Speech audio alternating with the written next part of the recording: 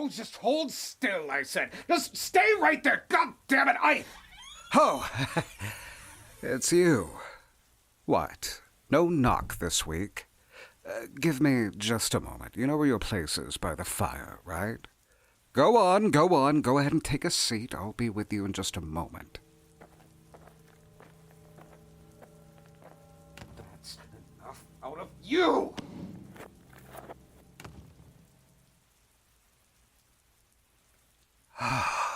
I do apologize. What? No, there's no one else here. Of consequence, I should say. So, a tale.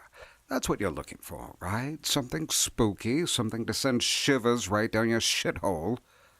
Well, you're in luck. Take a seat. This week, I'm going to bring you a thrilling tale about the self and coming to terms with who we really are by you, Ethan_Cordy of R Short Scary Stories. Please do visit the subreddit and be sure to give the user credit. They made an absolutely stupendous tale for all of us this week.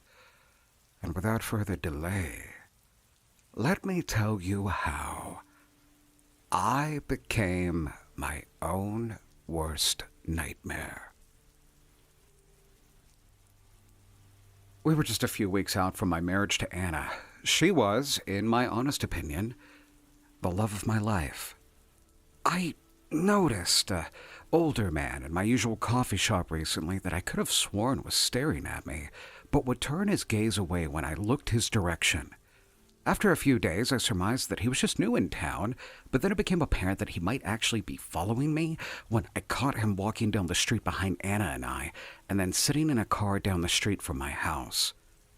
I told a few close friends, but they just laughed it off and said that my cold feet over my impending marriage was making me paranoid. Last night, I decided to stop by after work and visit Anna, but when I went to knock on her door, it pushed open. When I entered the kitchen and I saw the blood, my heart told me that I didn't want to look any further, but my mind had to confirm it. There she was, my entire future, laying in a puddle of blood with a steak knife lodged in her chest. That's when I heard the steps behind me and suddenly realized that her killer was still in the house. When I turned to face him, I was met with the face of that old man. You won't understand, well, if all goes to plan, ever why I did any of this to us, for us. What was the only way to give us a chance at a real life.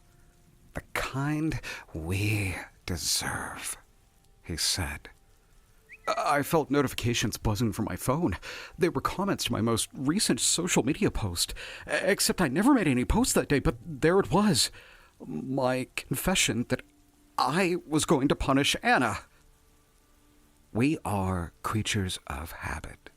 Never stopped using the same password for anything, did we? He retorted. You see, I needed it to look premeditated this time so that the sentencing would be longer. Otherwise, when you got out, you would meet Kathy, and that was a nightmare marriage as well. Then he began to trail off, muttering about bad jobs and obligations to her.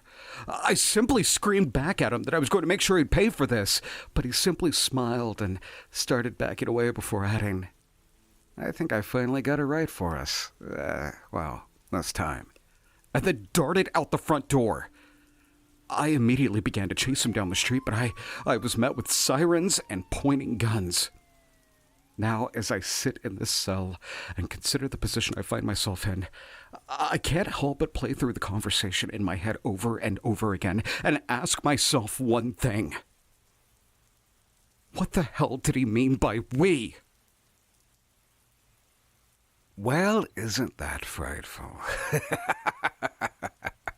You know, though, I can't say that I felt them one bit. I mean, how often have you had some grievous mistake, a conversation that plays over and over again in your head, and you ask yourself, oh, God, if only I could go back and just pluck myself out of that time and give myself a stern beating, I would... I do get so carried away. I'm so sorry. You came by for a story. Just a story. Once again, I would like to say thank you to you, Ethan_Cordy of Our Short Scary Stories. This one was fun. Tune in next week, friend. Stop by for that cup of coffee and that story you always enjoy.